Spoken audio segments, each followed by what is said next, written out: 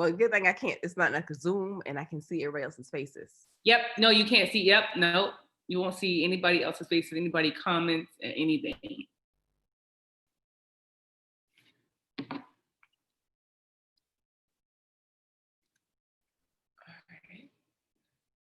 There we go. Do you see it where it says we are now live on YouTube?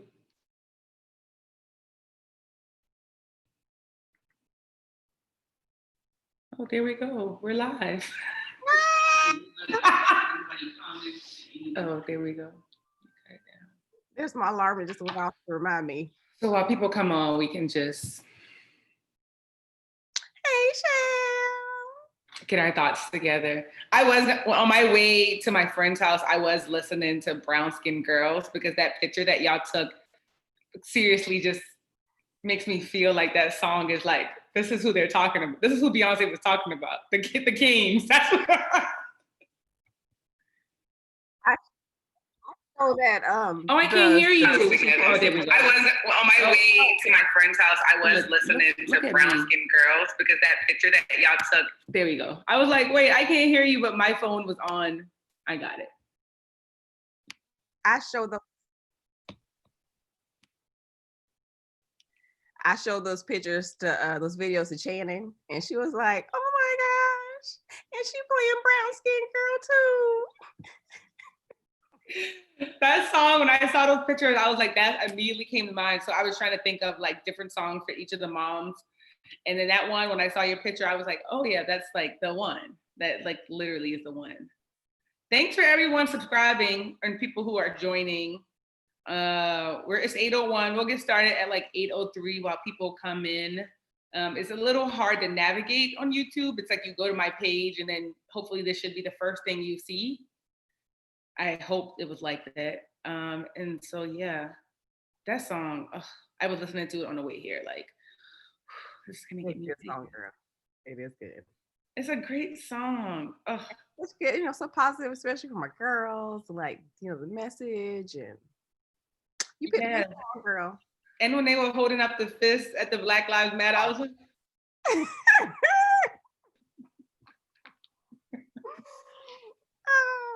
I told my girls throughout the interview, literally all you're gonna see is like my teeth, like you're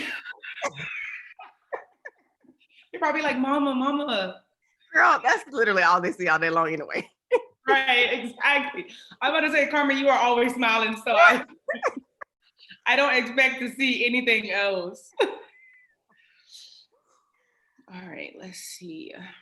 Thanks for everyone coming on. I did say a little bit quick housekeeping, not really. We can start in like a minute because we have a lot that we can talk about, me and Carmen, so we want to make sure we get started on time. But we also want to make sure you all get settled. Maybe if you're drinking a little wine, that's fine too. Whatever you're drinking, actually. Let me go. And I already prepped Shell. At our house, we literally have 50,000 things connected to our Wi-Fi. I had to make sure that Chris unplugged as many things. So hopefully, I won't be glitchy because there are so many things connected to our Wi-Fi. You said the washing machine and dryer. The washing machine and dryer.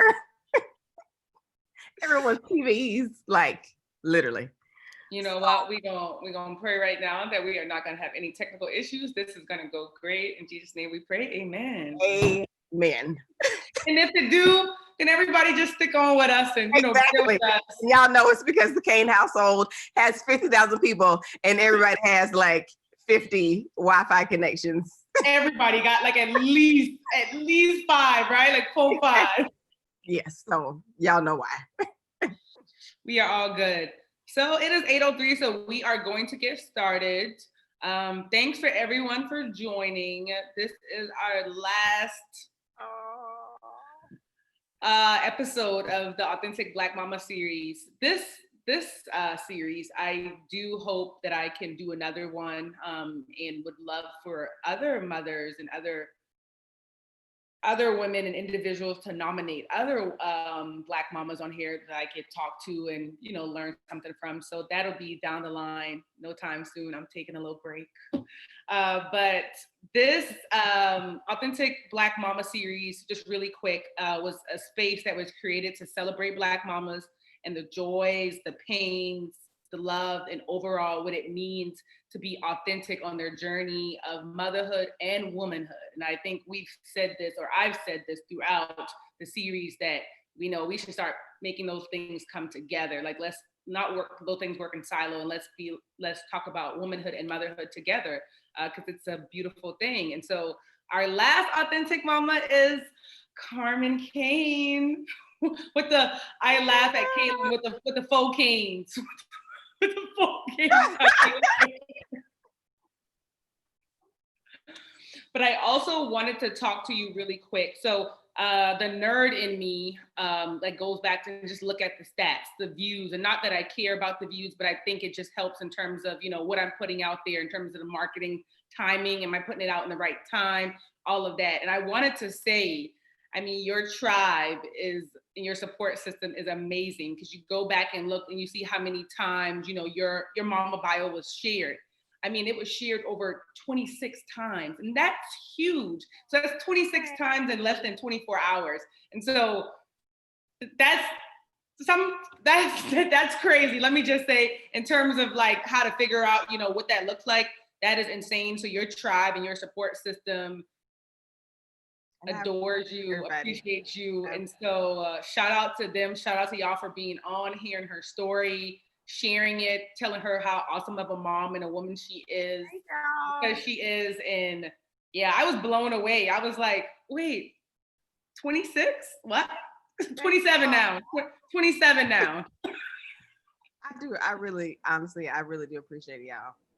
I really do. I like to do a little heart thing for the people.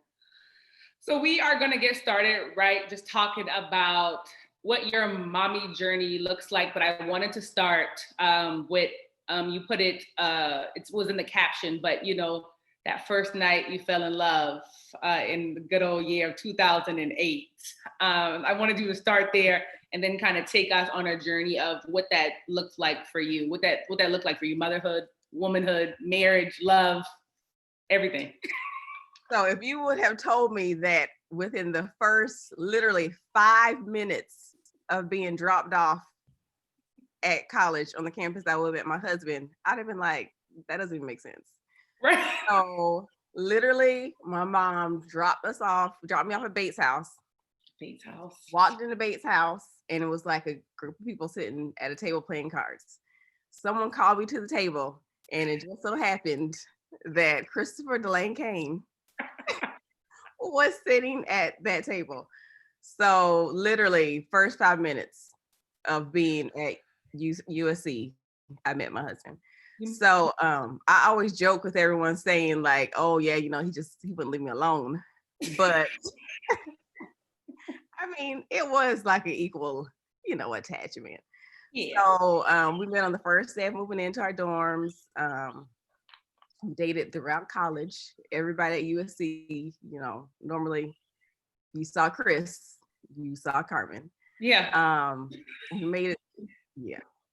We made it through college. And so I graduated in spring of 06. Mm-hmm. Chris graduated in December of 07. Mm-hmm. Literally maybe like 2 weeks after graduation, mm-hmm, we found out we were pregnant. So we were able to make it through college, and literally it was like, oh, happy graduation gift. Baby on the way, happy graduation. So made it through college. You know, literally 2 weeks after he graduates, we found out we're pregnant, which was a shock, mm-hmm, because you know, you're just graduating from college. I just started working as a nurse. Mm-hmm. You know, just trying to figure out life post college, and now, oh, we're about to have a baby. Like, not only do we have to learn how to now be responsible adults outside of college, we're about to have to learn how to be somebody's like parents. Parents. So it was definitely a shock. I always tell the story. We were at College Suites, and I came out and with the pregnancy test, and Chris was playing bowling on the Wii in the living room. I came out like screaming, like, "Oh my gosh!" Like, girl, he just kept bowling, just like literally just kept bowling on the Wii. And I was like, "Did you just hear what I said?" Just like, I guess he was in shock, but just kept on bowling. So just trying to, navigate life of trying to be, adults, but now at the same time, we have a baby now. Yeah. So, but it was a easier transition than I thought it would be. The good thing is we had graduated from school. I was starting in my career. So thankfully, it was after we graduated college. Yeah. So, Yeah. And then we got married. Cameron was 6 months old. We got Yeah. married. A little bit after that, we moved to Charlotte and started our life. Yep. And then, child, after that, the babies just kept on coming. Babies kept on coming. I mean, I would just wake up one day and be like, "Oh, we pregnant again." Like, I was gonna say, so you have Channing that is 6, Chloe that is 8, Kaylee that is 10, and Cameron that is 12. So you have it's about to be 13 oh my gosh. next month. I'm about to have a whole teenager. You have a 13-year-old.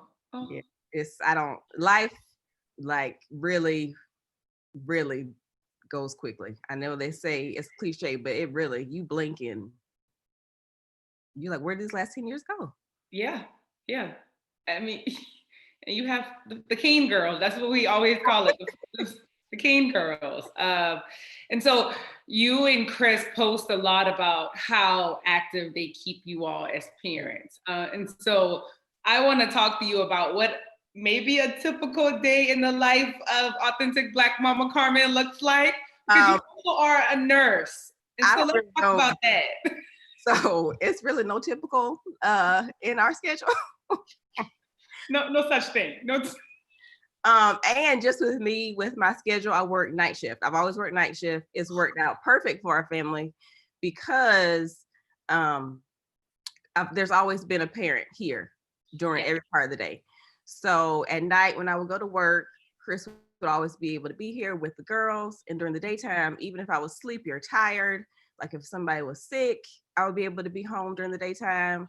It helps us. I mean, it is a sacrifice working at night, but it really has been a benefit for our family.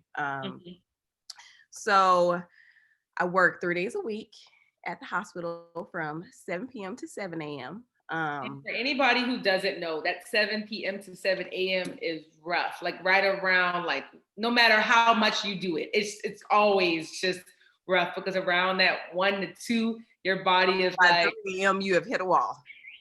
Yes, and you gotta fight through those last hours to get through. So that in itself is already a lot. But sorry, continue. So 3 days you do that. I just had to put that disclaimer out that is not a joke. Yeah.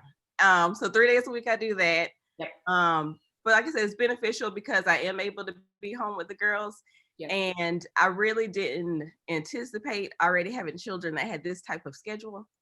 So between like school, picking them up, Chris is a really good team player. He will drop them off in the morning for school. I pick them up for school. Well, when school was open. Yeah. I would pick them up from school and then take them to gymnastics. Well, 3 of our girls are in competitive gymnastics. So literally it's like I'm Uber. So just driving them back and forth to gymnastics, like appointments. So even though I am tired a lot. I was gonna say, where do you sleep? I'm nap queen, like literally. I can go to sleep anywhere. It could be a train running through our house. It could be a tornado going on outside. Like I can literally sleep anywhere. So I have mastered the ability to nap. To nap. So, and also my sister has been these past couple months like a tremendous asset. Like I would not be able to make it without my sister. So her now being able to kind of help out, picking up too, it does give me, girl, I like now I'm being able to get all this sleep. I'm like, is this what normal people feel like?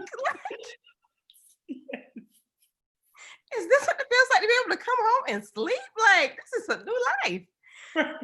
So it really depends on the day on how my sister looks like, because on the days, I don't have to work, I'm able to sleep, I can get up and start the day.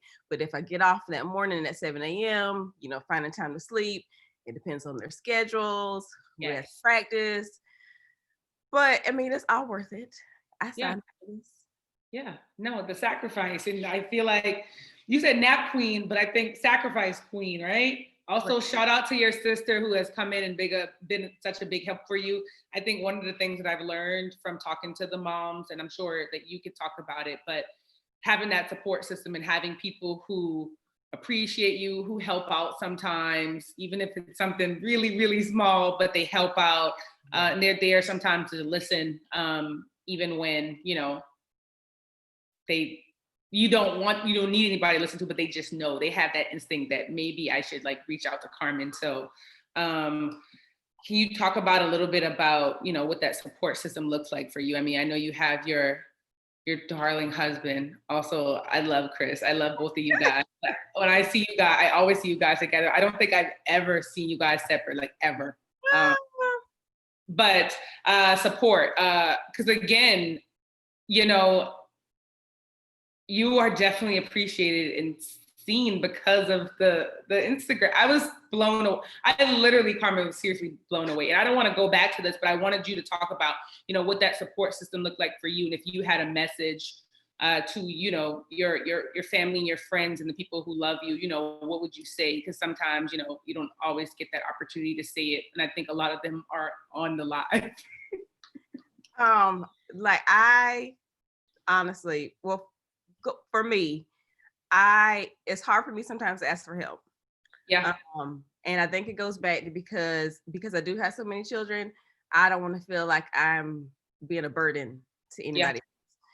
So sometimes people literally have to be like, Carmen, like literally, if you need some help, I am here to help you. So I'm very thankful for those people that help. We have a strong church e-group. Yep.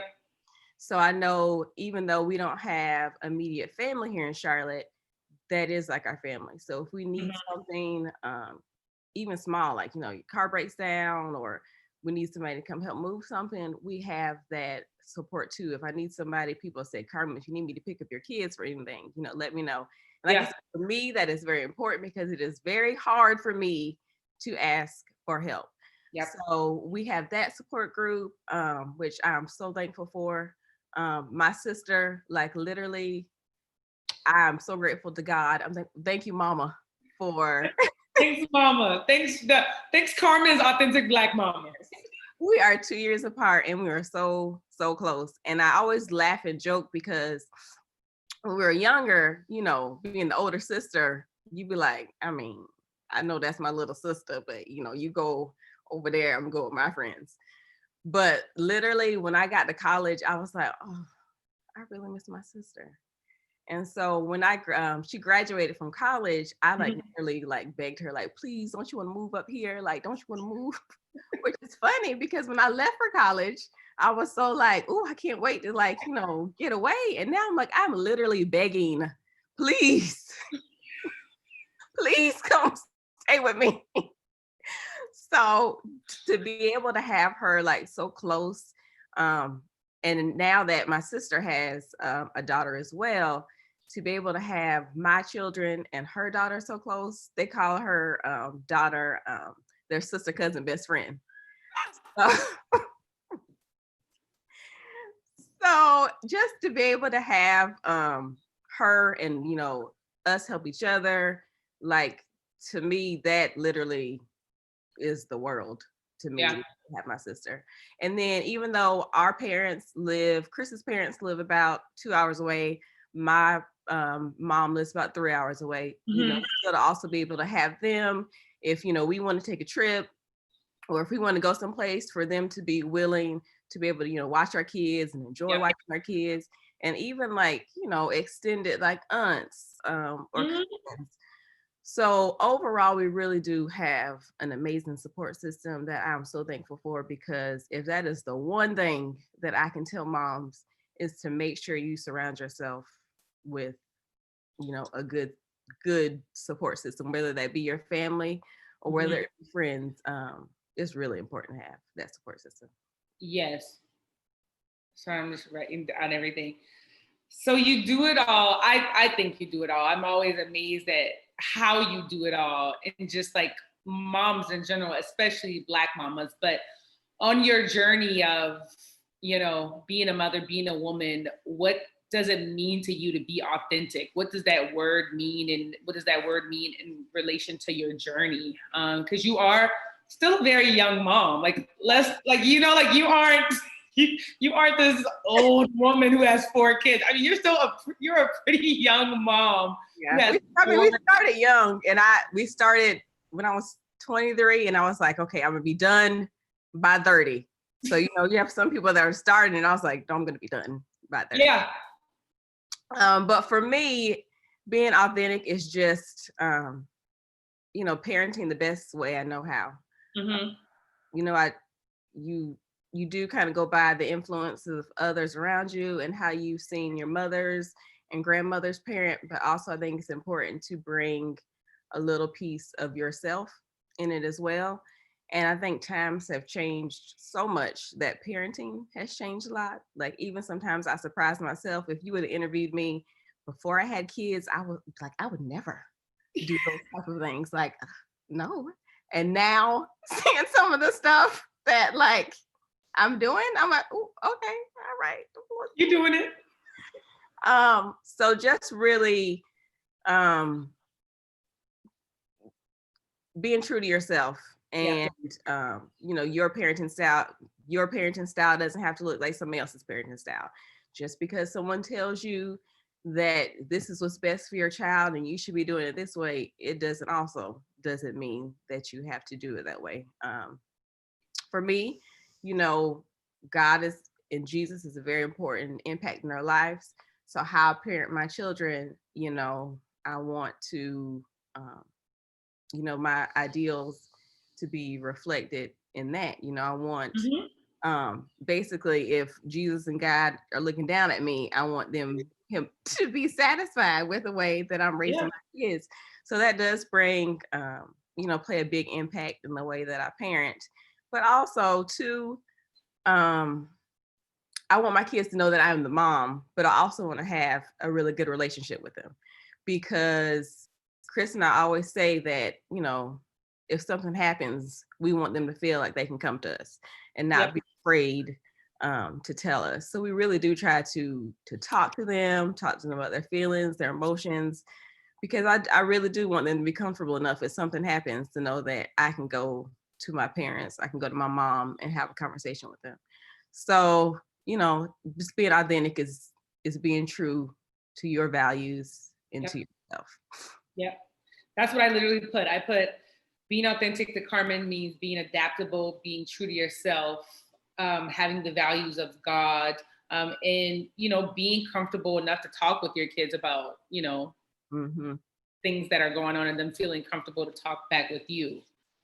Because literally, also I'm a nurse as well, so there's a Yeah. lot of things that the children of nurses may know a little bit sooner than other Yeah. kids. But The children of nurses. so we're very open with our children. My 6-year-old can probably tell you about the reproductive system a little bit better. And that's perfectly fine. That is perfectly fine. So yeah, but that's our parenting style. Like, Yep.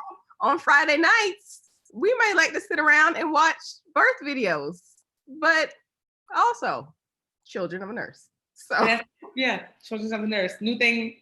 That right? I never heard children of nurses, but I'm gonna put that. It reminds me of preacher kids, right? yes, But it's the kids of nurses. yes. Children of a nurse gets hurt. Are you bleeding? Are you missing a tooth? Okay, well, you just gonna shake that off.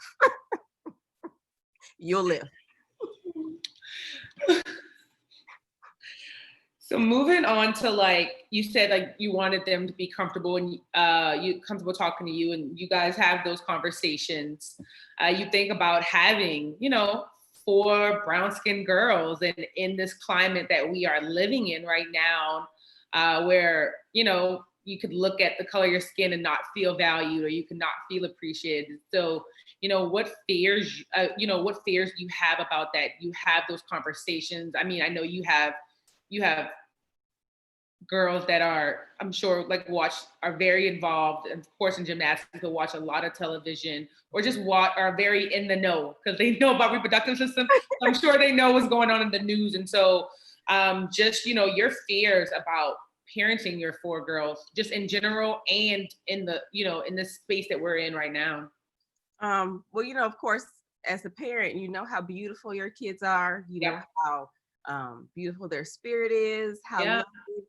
You just don't want them to go out in the world and the world crush that, because inside of these walls, we make them feel protected and make them feel loved. And it's scary knowing that once they go outside these walls, there is literally one person that can crush that.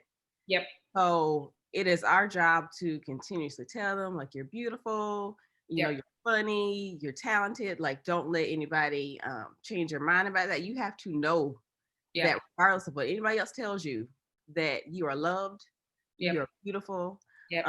Don't let anybody change your perspective on yourself.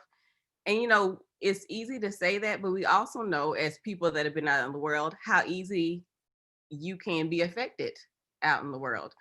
So it is my fear that just being that, I guess, growing up, you were always told, especially as a Black individual, that you can have the highest grades, you could be at the top of the class, but you can have someone literally identical to you and you could be the one overlooked. So we're always taught that you still have to go that extra mile, like that extra push to be noticed, which is unfair. And sometimes I kind of struggle with even having to tell my kids, but it's the truth. Like, when you think that you're giving your all, just give a little bit more. Yeah. Because it also is my fear that knowing that you can have the child that literally has all the qualifications and in your heart that your child is deserving of something, and to see them go out in the world and get crushed because of their skin color. Yeah. So especially now with everything going on, we've been talking to the girls. Also, I have to find that fine balance of making sure they are aware of the current events, kind of educating them by still not crushing their spirits, because they're still children. So it's been hard, to find that balance of making sure they're still educated and knowledgeable, but still not wanting them to be sad, because we know how we've been feeling during these times. Like, I don't want to have to give them anything additional to be discouraged and sad about, but at the same time, I want them to still be aware. So that is sometimes a challenge, finding that balance with kids. Yeah.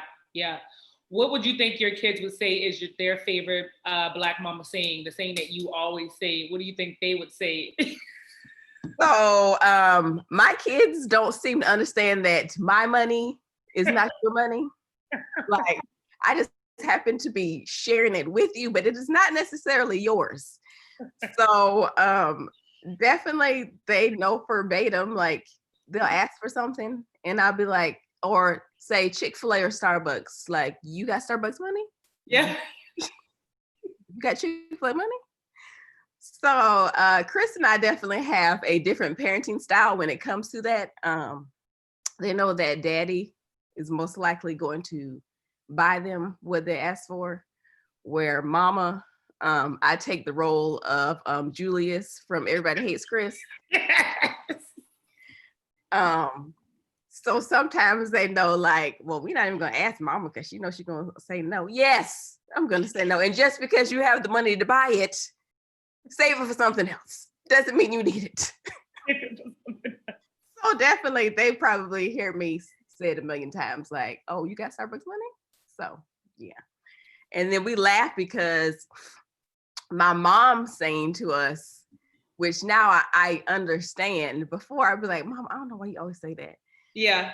Allegedly, me and my sister were rough on things. I'm an adult and I'm still rough on things. And I also have 2 younger brothers who also were a little rough on things. So my mom will always tell us, y'all tap a mule. And I'd be like, that don't even make sense. But now that I have kids, oh my gosh, like kids will tear up a whole mule. Oh my God. Y'all So now you get it. So now mama saying make all the sense in the world, right? I'm really sorry. I know, I get it now. And this is also a question, so I didn't put this in the questions. Sorry, this is just a personal thing, but how are the girls dealing with, you know, COVID, not being in school, not doing gymnastics? I mean, I felt like that's what y'all were doing every weekend. If y'all were at a gymnastics competition, at something. So what does that look like for them now? And for you all, you and Chris? It actually affected them more than I thought it would. Mm-hmm. We actually moved into our house literally 2 weeks before everything shut down, which was such a blessing because when we sold our old house, we moved into an apartment and stayed in that apartment for about 6 months. Okay. I mean, we're pretty flexible. We could do anything, but our neighbors probably would have kicked us out because my kids are loud. So it was a blessing that we were able to be in the house. And I thought, you know, well, first of all, no one knew how long this was going to last when it first started. So at first it was like, oh, we get into school, like this is great, this is vacation. But then as it stretched on and we didn't get back into our normal routines, I saw it kind of, it affected each child differently. And I was actually a little bit surprised on how affected they were. But then I'm like, when you think about it, when you are literally, you know, so used to being involved. I mean, my kids are very highly involved in activities. Yes. When you're so used to being involved in activities, you know, like you said, we were traveling for gymnastics meets. Now we're literally not going anywhere. Yeah. We would still like, you know, take little trips to places. And we literally, they were not leaving, like my kids did not leave the house for those first 3 months. Yeah. So to go from being able to get out, doing activities to now, like we aren't even leaving the house. We decided to go like walks. I thought, I was actually surprised on how hard it affected them. And also too, I think with me working in the hospital, I tried to hide a lot from them, but you know, and also not broadcasting everything on the news, but they still kind of knew. So it did affect them more. So we would try and do like little things like go on picnics. Shannon's 6th birthday was during quarantine. Quarantine birthday. Yes, which if Channing is, if you know Channing, she is very big personality, even though you might not see it. So for her, you know, she wanted like the birthday. I was like, but boo boo, we can't do anything. So Kaylee did like a really good job that night after celebrating birthday. We did like the Zoom birthday party. She turned our upstairs kind of living room to a movie theater. So we've really been trying to do, I know it was so cute, little creative ideas during that time. And now we have been, you know, taking them out, make sure they have a mask. So it's getting a little bit better, but now that we know they're going to be back to online schools, I still, I mean, it's going to be different for everybody. Still kind of going to be like, okay, what is this year going to look like with them as well? So that also brings me to the importance of making sure your children's mental health as well, which, you know, you think about, but after this, I was like, okay, it's really important to make sure that your children's mental health is kind of looked at too, just as important as we would be as adults' mental health, because this has really affected everybody across the spectrum. And I've always looked at my kids as, you know, being resilient, kind of rolling with the punches. But now this is putting in reality, like, okay, things affect my children the same way it can affect you. Yeah. Yeah. So moving on to a little bit of like happy thoughts, good vibes. You know, after you talk about, you talk about COVID, you talk about racial injustice, and it's just like, you know what? I think it's important to talk about, right? But I'm like, can we let's talk about the joys. And so we're gonna go to the joys. And so how does Mama Carmen take care of herself when she finds the time? What does that look like for you? I will admit, I have been very bad at that in the past. Mm-hmm. Because you have to think, like, I literally, from age 23 to 33, I was either pregnant or breastfeeding. So it was like everything, the energy, was for my children. Yeah. So still, I'm getting better at it now. Okay. That's all we asked for. Getting better. For me, self-care, literally, if you will let me go sleep, that is a good form of self-care for me. Okay. I was doing hot yoga at one time, and that was amazing. Like, that is an amazing form of self-care. I enjoy taking trips. That's one thing about the Canes. The Canes will get a trip in. Listen, the Canes are going to go on a trip. But as much as I enjoy taking trips with my children, I value being able to go different places. Eventually, I think we finally got to that point where I'm okay with doing international trips with them. As much as I do want them to see the world and explore with them, I also do appreciate a good trip with my husband. Yeah. Girls trip. Yeah. So I think those are equally as important, as well as taking trips with your families, making sure you find some adult time. Yes. Trips and just spending time with my friends. We can literally just be in a room, sitting and cutting up laughing. That is a good kind of restoration thing for me, to just be laughter is good for the soul. And girl, eating now. You want me to have some good self-care. Eat. What's your favorite food? Favorite type of food? Thai. Okay. And during this quarantine, I have turned into somebody's Thai grandma with cooking. Not the Thai grandma. I'm like, Mommy, are we eating Asian again today? We sure are. Yes, we are. You sound like my mom. My mom is this place that's like 5 minutes from us. It's called Kocha, and they sell, Chinese, Japanese food, and she gets pans it. And Carmen, they probably eat it, twice a week. I'm just like, y'all eating this again? So she'll text me, because my stepdad usually cooks, and so when they get Kocha, she'll text me and say, hey, we got the Kocha again. I'm sorry. I'm like, okay, well, I'll just go out and get something else, because I don't necessarily really like that place. And so every time she knows that they eat that, then I don't get it. So I'm frustrated, because I'm already thinking like dinner served. She'll send me the little text and be like, well, we're getting something else. And I'm like, yeah, I love Thai. But also self-care. So when 2019 ended, my goal for 2020 was to really get my mental and emotional well-being together. Yes. Because I do have a history of anxiety. So I said, okay, 2020, like, I'm literally is going to be about focusing on me. Like, I'm going to get everything together.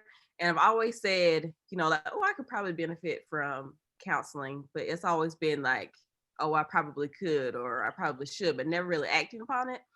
So in December, I got a really good recommendation for a counseling service. And I was like, okay, like 2020, like, somebody get this together. Yes.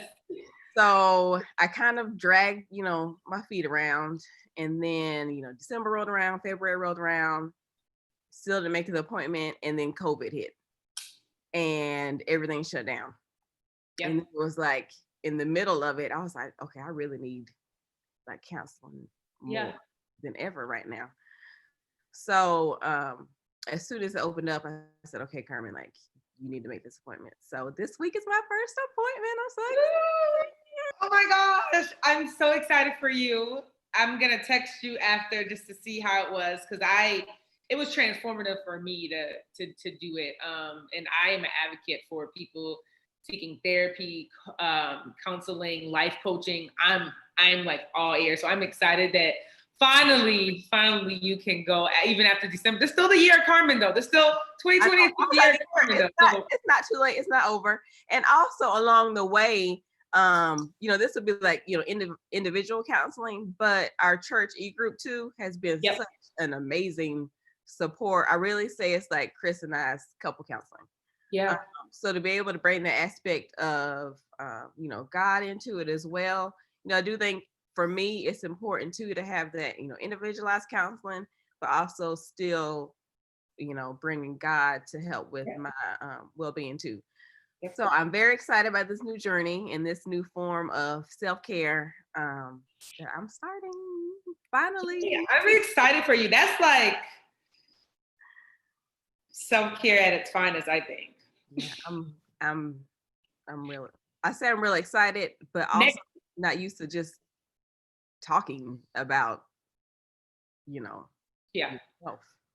I definitely think for me, it took a while getting used to it. It wasn't just something that was just like innate. And I was just, oh yeah, this is perfect. Cause at first I was like, after I did, I was like, oh no, I'm not going to do this again. And I kept going back and I enjoyed it. So it's like one of those things you really got to see it to the end. Yeah.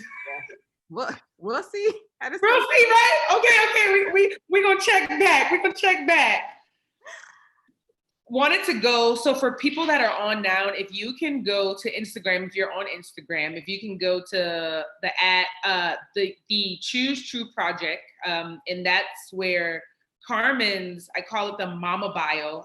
She is the first like flyer post there, but she can't see any of the comments. It's just me and her on this, and I can't see anything either.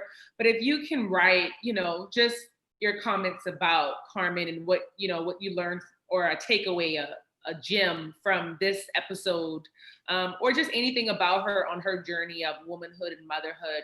I think that would be great to, have her see that and be able to read those and celebrate herself more than she already has from you all posting and, supporting her. But I wanted to go to your mama bio because you said, being a resilient woman has made you a courageous mother. Ooh, I'm gonna say that one more time.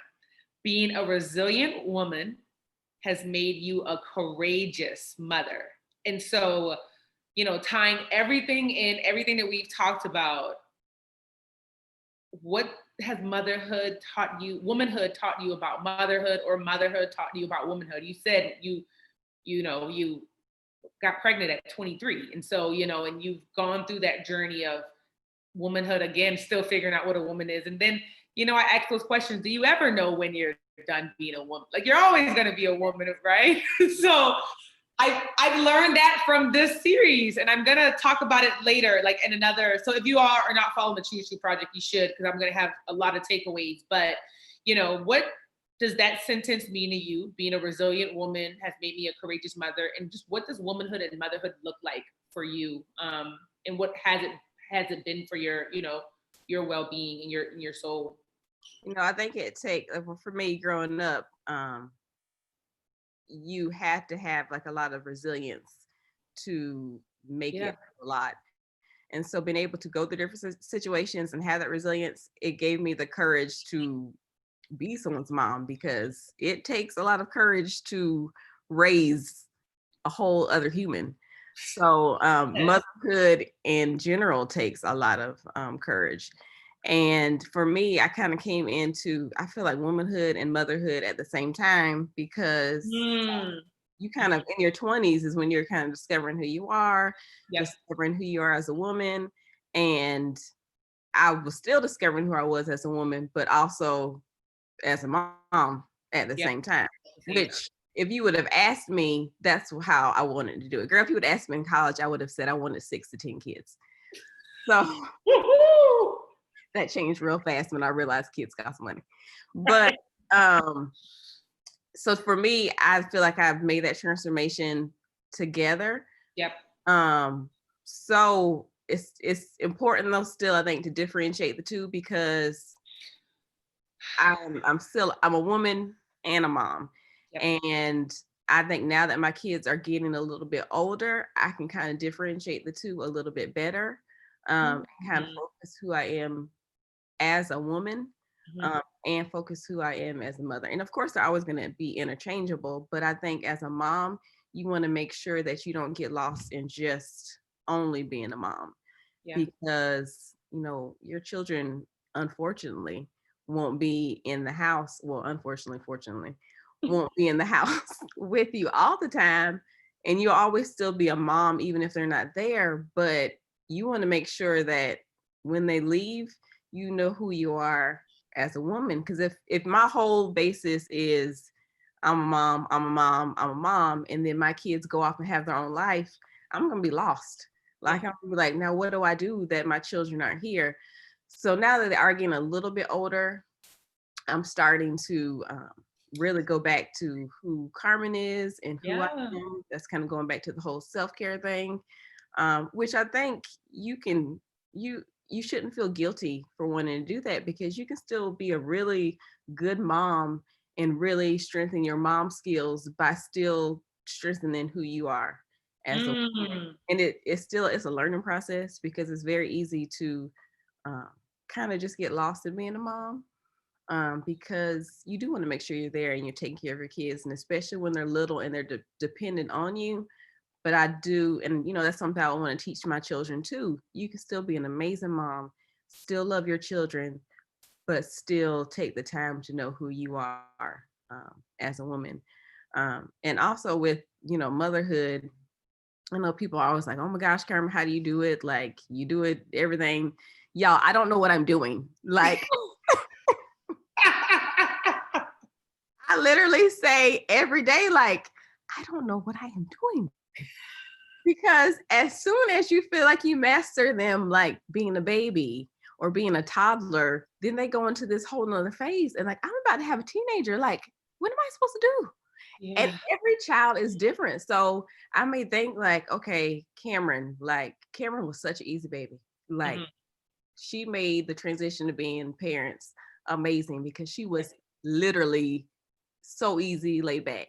Yeah. When our second child came, and I said, I, I don't understand. Like, why? I don't know how to do this. So I know a lot of moms have been talking about grace. Yeah. Like, Lord, grace is so important. You are not going to know everything at every time. Yeah. Um, it's okay. And I've had to tell myself that too. Like, it's okay that you don't know what you're doing. Um, Yeah. I do, understand the value of sometimes fake it till you make it, because a lot of times your kids don't know that you don't know what you're doing. But I think that as long as you're trying and you're loving your children, it's okay that you don't know what you're doing. Like, it's okay that I don't know how I'm about to raise this 6-year-old that I got that is a full out comedian and like full of personality. It's okay. Like, it is okay. As long as you are, genuinely have love for your children and you care for them, you can make up a lot of things along the way. And I'm going to use your own words. You said being authentic on your journey is being adaptable. Yeah. So Like every day, sometimes every hour. adaptable every hour. So to end it, so year 2020 has been very insane, but it's still the year of Carmen. Carmen being a woman, Carmen being a mother. But I guess what the last couple months, what's next for the Kings? What's next for Carmen? What do you see that being? Even though you can't predict the future, right? Or we would have never predicted COVID-19 coming to ravage our lives, but what does the future look like for all of you all? Well, I know for me personally right now, also like 2019 was like a really big kind of crossroads for me. Okay. I originally went back to school to be a nurse practitioner. That had been my dream. Whenever I got to USC, originally I was pre-med. I decided the thought of like being in school that long, I was like, oh wow. Listen, I know. So switched to nursing. But when I switched to nursing, I was like, Carmen, if you switch to nursing, you're gonna have to promise yourself that you are going to go back to be a nurse practitioner, which I did. I graduated with my master's, Yeah. but in the process, I also kept having those children. Yeah. So I kind of postponed taking the exam, and finally, I kind of got to a point where I was like, all right, Carmen, you got to make the decision on whether or not you're still going to pursue this dream of being a nurse practitioner, or kind of reevaluating your life to see if this is even still your dream now. Yeah. Yeah. So I really had to kind of dig deep, make some hard decisions, and really just come to reality. And, also that grace came back into play. Like that may have been the dream that I had set for myself at that age, but it's okay that life changes. Yeah. That now the thought of me being in the office all day long and having a daytime job and not being able to be there to take the girls to practice and um, kind of be there for them is something that I don't really want to do. Yeah. And it was hard, and I beat myself up because you work so hard for something, you just gonna give it up like that. But I really felt like God is pushing me on a different path. Mm-hmm. Still trying to figure out what that path is. That's cool. But in the meantime, I really do still have a fulfilling career in Yes. management at my job. I get to see babies being born and, life. And for me, especially with, Black maternal health, Yes. that avenue and just kind of being able to be there is still very, very important to me. So I do, value the work that I do now, value the contributions I do now, but really come to that I guess conclusion of, the person that you are when you're 20s, it may change. May change. And it's okay. You don't have to beat yourself up if you get 10 years down the road and you realize the dream that you have for yourself in your 20s may not be the dream that you have for yourself in your 30s. And that's okay. It doesn't mean that you failed. It doesn't mean that, you're lazy. It just means that there's something new for you. And it's okay to go down a different path. So, I always joke with my husband that literally the second that he tells me that he wants me to be a stay-at-home mom, I mean the millisecond, the split second he says, "Oh, you want to be a stay-at-home mom?" And not necessarily just being a stay-at-home mom, but I would still love to venture into the things that I really love. Like I love photography. I love all things arts and crafts. So also with my girls, kind of pushing them to really explore the things that they love. Yes. And because my goal for them is I want them to do something in life that they really want to do that really makes them happy. Yeah. So if that means that you don't go to traditional college, you might go to a culinary art school. Like I am You sound like my mom. behind that, because at the end of the day, I want you to find something that you wake up every day and you love doing. And so I still have to remind myself that, I really do love being able to help people in the medical field and maternity. But, one day I really do just want to wake up and I literally like genuinely just like, I'm actually getting paid like to do this. Like this is. So, and like I said, it's still a work in progress. I still enjoy my job. I enjoy where I'm at, but it'll be just really exciting one day to not have to, clock in and kind of not have to go to a job. Not have to actually physically go to the job, right? Yeah, no. Like, go to my arts and crafts room and be like, what am I going to make today? Exactly. And it's going to come, right? I know. And you're right. You're right. So, and then also with the girls, with gymnastics, we are a big gymnastics family. Yeah. Just kind of, I pray that they always have that love for gymnastics. In the future, we would love for them to get gymnastic scholarships. Kaylee is already talking about she wants to go to UCLA, which I love watching them. Tell Kaylee I love watching them on the gymnastic shows. Yes. So just kind of, encouraging them, keep them moving. Also Cameron, helping her with her passions, because let me tell you, that girl knows how to cook. Ooh. Like cook. Her specialty crepes. I can't even cook crepes, and I'm a good cook. So just continue to foster their passions and foster their loves, because you want your kids to be successful, but also be successful in something that they love doing. Yes. I have to remind myself that as well. You have to also love what you're doing. Yes. But I kind of feel like if I'm telling them that now, then by the time they get into their 30s, they'll already be, where they want to be and doing what they want to do, because they've been doing it all along. Yep. So just to be encouraging and supportive, because, you want your kids successful, but you want them happy as well. Mm-hmm. So if you can be successful and happy, then that's the greatest thing you can ask for. You've done the job. The job is complete. Well, Carmen, yes. I feel like we can keep talking and talking and talking. Just a reminder for everybody, because it's 8:55. Good, girl. We could. Isn't that crazy? It's 8:55. We talked for that long. Really fast. Yes. So again, if you all can go on Carmen's mama bio on the Choo Choo page, text her if you don't want to, anything, email her, whatever it is, but let her know that she's appreciated and that she, or any takeaways or gems that you had from her. And so this is the last episode. There are 7 other mama stories that are on my page that you're on now on the YouTube. So if you want to go back and take a look at them, definitely do that. Carmen, thank you. You are appreciated. I still always ask the question, how do you do it?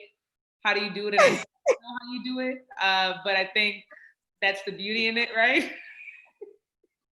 You don't know how you're doing it, and I don't know how you're doing it. So that makes me feel a lot better. Before I leave, though, I know, Shell, like I've literally told you this, I don't know how many times. Thank you for allowing moms, Black moms, to have this avenue to just tell our stories. Often we feel, like, oh, we're a mom, like this is what we do, like this is everyday life. But to be able to like share your story and to feel seen and feel like, wow, somebody really cares about my life as a mom, like, girl, I can't even really put into words, and I can't tell you enough how much this is appreciated and how much this is needed. So just for the Choose True project and everything that you've been done, like, girl, you are amazing. No, thank you. I appreciate you for even having your story spotlighted. I come up with these ideas in my head and I'm like, is it going to translate well? And I have powerhouses like you who are on these series, and there's nothing I can do but be successful because you all are, leading this way. And so I appreciate you for telling your story, being willing. And there is a lot more that's gonna, be going on. And I hope there's another time we can get back talking and we talk again about mamas. But I got a Black mama, and I am surrounded by a lot of Black moms who are friends. So I appreciate them because I don't know how the hell they do it.